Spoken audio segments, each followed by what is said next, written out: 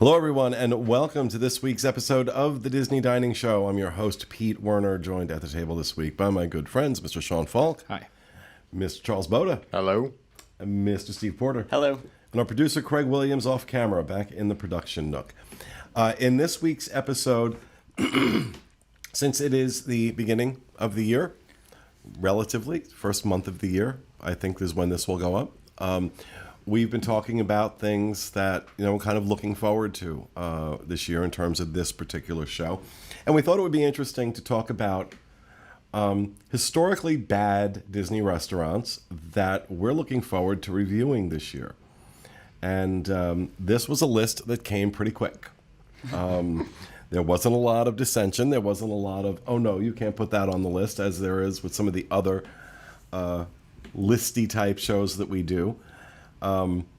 So we're going to start off with, and this is in no particular order, Cosmic Rays over at the Magic Kingdom. So Steve, tell me, why are you looking forward to this particular historically bad restaurant? Well, there's a couple reasons. Working in Tomorrowland, I always had to smell this place, and it just it's horrible. And it's just the stereotypical bad Disney burgers, bad chicken sandwiches, like that bad amusement park food, and they've made it an art form at Cosmic Rays of how bad Disney food can get in a quick service location. So yeah, it's pretty horrible. Is that agreed? Oh yeah, and the last time I ate there, I know now they've combined it into whatever, but it used to be in bays where in this bay you can only get chicken and in this bay you can only get burgers. So I'm like, well, that's really stupid. For people with families that this child wants chicken and this child wants a burger. I'm like, that's really odd that they do this. I will say I like the room with the frog that plays the piano or whatever that is. I don't know what is Sunny it. Sunny Eclipse. What is He's he? an alien. Okay, well I like that. The frog that plays the piano. I enjoy that room. All right, so now that's where we'll be sitting. Change his lower third again to likes the frog that plays the piano. You kill me. That one, the most crowded I've ever seen it are on rain days, and I've never seen people less impressed with the theming. A lot of times, everybody was just the last time I was there was not watching Sunny Eclipse, just miserably eating next to him. Yeah. Also, comparatively to Galactic Grill out in Disneyland, I would say that's kind of its counterpart to Disneyland in California. And Galactic Grill is delicious. Fantastic. They do a great job. And their I wasn't sure where you were great. going with that. I was getting ready to what are you talking about? Its counterpart. It's so good. And it's I think you say this all the time. It's why can't you guys just share the recipes and share how you prepare this food? Because they're basically doing the same thing, but they're actually doing it well.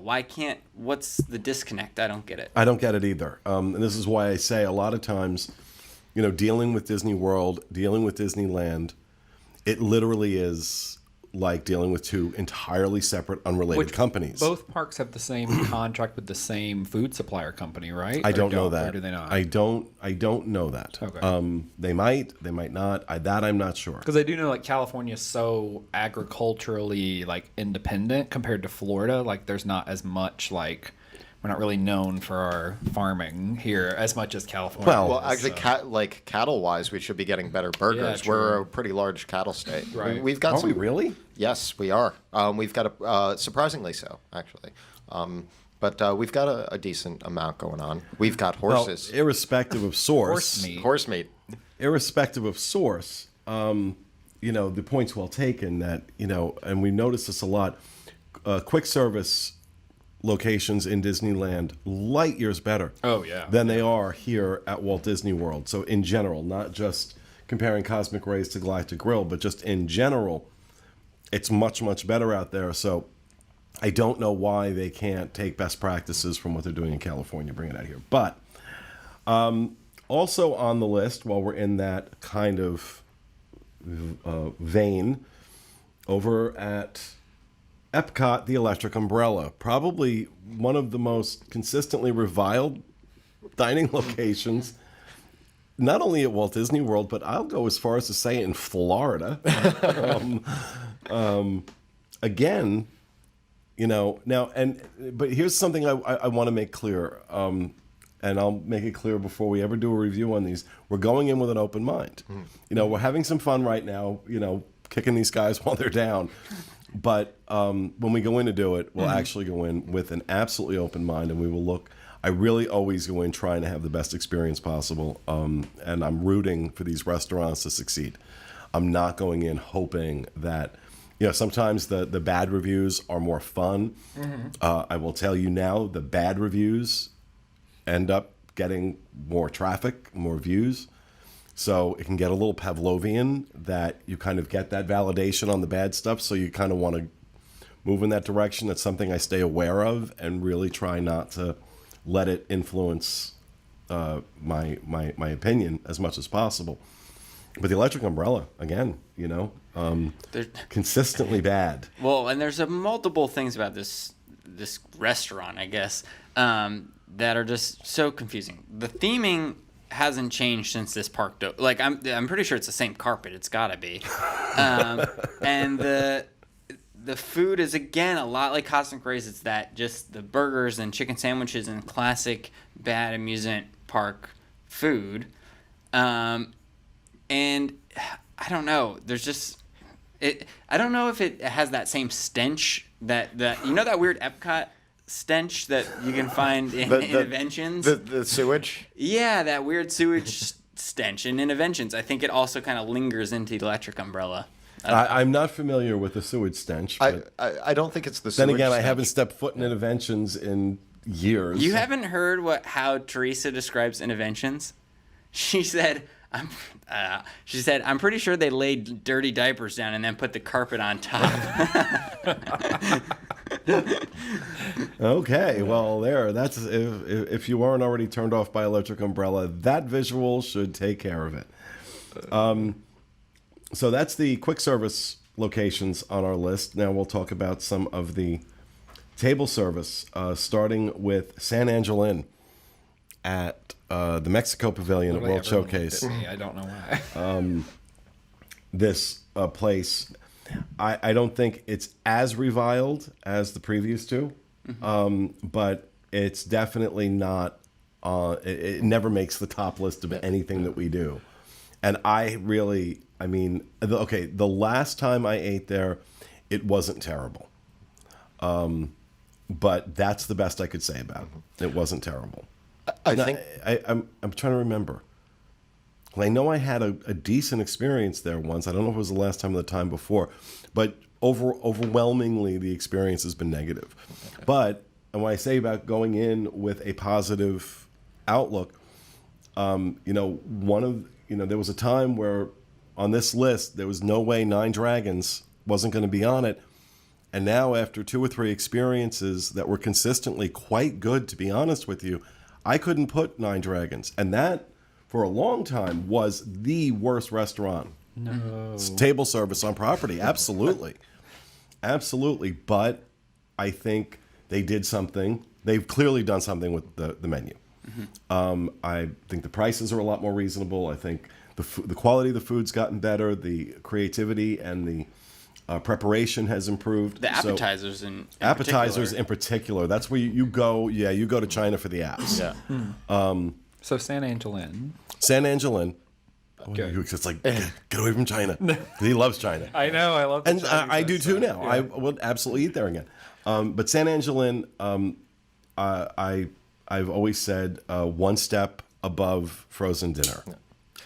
I think one of the worst parts about San Angel Inn is because it's like the theming and the like where it's at is you want it to be good and you keep going back because you want it to be good. It would be really cool to sit there and eat there and have a good meal, and you know it's a nice area and then you're disappointed each time. Now here's the thing though, you know, if any restaurant could almost get away with letting location and atmosphere be an excuse for crappy food, it would be the California Grill, and they don't. So there's really no excuse for it because there's plenty of places on property that have amazing theming, amazing atmosphere, and incredible food There's no reason San Angelo, and I agree with you. I think it's incredible. The whole, the atmosphere there, the theming there. There's no excuse for that food that comes out of the kitchen. Especially None. since you can't see it, so it's got to taste good. Like the decor, the plate, the arrangement does not matter. It's like one of those like upscale like places in New York where like you're blindfolded and you eat just for flavor, except the flavor is wretched. You know, that's an interesting point because, you know, they say that, you know, most people eat with their eyes. You know, how a plate looks, how a dish looks actually influences how you feel about what you're eating. And it is so dark in this restaurant that it is virtually impossible to see your plate. But then again, I'm trying to think of other dark ones on property, but in Be Our Guest, they've also got, Beast's room? Yeah, the I Beast guess? bedroom, The yeah. Beast, The West Wing, yeah. The West Wing, yeah. Where the magic happens. And yeah, that's really, really dark, and you can't see either. And like, they're not the same complaints. People still get an accurate view of True. how the food is. So. Yeah, I mean, I ate there once. I ate at San Angel Inn once. I didn't have a huge problem with it. I mean, it wasn't the best place I'd ever eaten, but I was like, I guess it's okay. So we'll just have to see, I guess. Well, you know, these places also tend to suffer in comparison to their sister restaurants at the other pavilions. So when you have, you know, Chefs de France and Monsieur Paul in France, you have Le Cellier. Le Cellier, even Rose and Crown, I think, falls into that category. A lot of people love Teppanyaki at Japan. You have some really, really good alternatives. So these are going to suffer by comparison. Right. But also on the list, not surprisingly, over at heading over into the resorts, over at Port Orleans Riverside Boat Rides. I've never had anything approaching a good meal at Boat Rides. I mean, it has just always been bad. That's such a shame too, because Port Orleans Riverside is such a beautiful resort. It's probably one of my favorite moderate resorts, and so the fact that they just totally whiffed on their table service. Table service at moderate resorts has tended to be, generally speaking, not good. But the thing that's confusing in this case is I feel like in some of the others, like Coronado, is that it's because it's a conference restaurant. So I feel like Maya Grill, it's like it's the conference people. We can kind of give them what they want. They're not here for the Disney experience. Not that that's right either. But with this, it's like you're having the diehard Disney fans coming to stay to see Yeehaw Bob, to do the Disney experience at Riverside, and it's just, I don't know. I've actually never, to say, I've never actually eaten here, but just from what you've said, I'm just shocked that it's as bad as it is. Well, we're going to find out. Yeah. We're going to find out if it still is. It's been a while since I've been there, so it's really hard for me to make an accurate assessment at this point, just historically. You know, if you go someplace a couple of times and it's that bad, you're probably not going to go back. Of course, no list like this would be complete without the ultimate in bad Disney restaurants, Hollywood and Vine, or as the fan community calls it, Hollywood and Slime. So bad, it has a nickname for it. And this is a massive buffet, and they really try, my opinion, they go for, look at all this amazing, all this amazing variety, but I think as a result of that, the best anything gets is mediocre, and most of it isn't even that. But we hear it time and time and time again. My kids want to see the characters. I don't care about the food. Disney knows this. They charge an obscene amount of money, $50 plus a person for a buffet. And they are ripping off parents. You should not have to choose between having that character experience for your children and having a really good meal for you, especially when you're paying that kind of money. So that has always been my complaint with Hollywood and Vine.